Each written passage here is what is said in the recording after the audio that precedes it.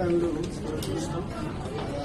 జరిగిన సంఘటనలో భాస్కర్ వైఫ్ రేవతి గారు చనిపోవడం, శ్రీతేజ్ హాస్పిటలైజ్ అవ్వడం, సో ఇది మనకు తెలిసింది.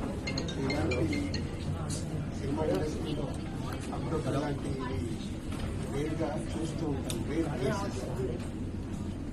కొద్దిగా మధ్య నన్ను సీఎం గారు ఎఫ్టీసీ చైర్మన్గా నియమించినప్పుడు ఇండస్ట్రీకి అండ్ ప్రభుత్వానికి మధ్యలో ఎడ్జులాగా ఉండటానికి నా ఇండస్ట్రీలో ఉన్న ఒక ఇంపార్టెంట్ పర్సన్, అలాగే ప్రభుత్వం నుంచి కూడా ఎఫ్టీసీ చైర్మన్ ఇంపార్టెంట్ పర్సన్ ఎడ్జులాగా ఉండాలని నియమించారు.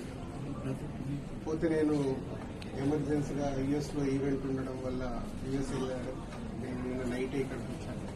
ఈ లోపల చాలా చూస్తున్నాం, డిఫరెంట్ యాంగిల్లో ఇటు ఇండస్ట్రీలో కానీ ఇటు ప్రభుత్వం దగ్గర నుంచి తీసుకుంటున్న వాళ్ళ డెసిషన్స్ ఏవైతే అఫీషియల్ పోలీస్ డిపార్ట్మెంట్ కానీ. సో ఈరోజు వచ్చిన తర్వాత సీఎం గారిని కలవడం జరిగింది. సీఎం గారు కలిసిన తర్వాత సో ఇక్కడికి వచ్చాను. భాస్కర్కి మెయిన్గా ఇటు ఇండస్ట్రీ నుంచి అటు ప్రభుత్వం నుంచి అన్ని రకాలుగా నా ద్వారా నిలబడి వాళ్ళని అన్ని రకాలుగా జాగ్రత్తలు చూసుకునే బాధ్యత తీసుకుంటున్నాం. అలాగే భాస్కర్ని అడిగాను, ఇప్పుడే working in private job. So భాస్కర్కి ఇంట్రెస్ట్ ఉంటే ఇండస్ట్రీలో తీసుకొచ్చి పర్మనెంట్గా కూడా ఒక జాబ్ ప్రొవైడ్ చేసేలాగా నాకు ఆలోచన వచ్చి నేను సీఎం గారికి చెప్పడం బాగుందన్నాను.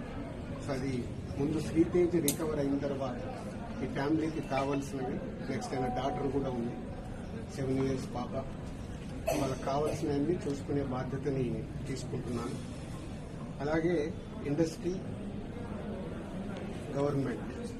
ఈరోజు అందరూ గవర్నమెంట్ ఏదో ఇండస్ట్రీని దూరం చేస్తుంది, ఇలాంటి రకరకాల న్యూస్లు చూస్తున్నారు. సీఎం గారు ఒకటే చెప్పారు, ఇండస్ట్రీకి కావాల్సినవన్నీ ఎఫ్టీసీ ద్వారా ఏమున్నా ఇండస్ట్రీ కోసం గవర్నమెంట్ అన్ని రకాలుగా నిలబడుతుంది.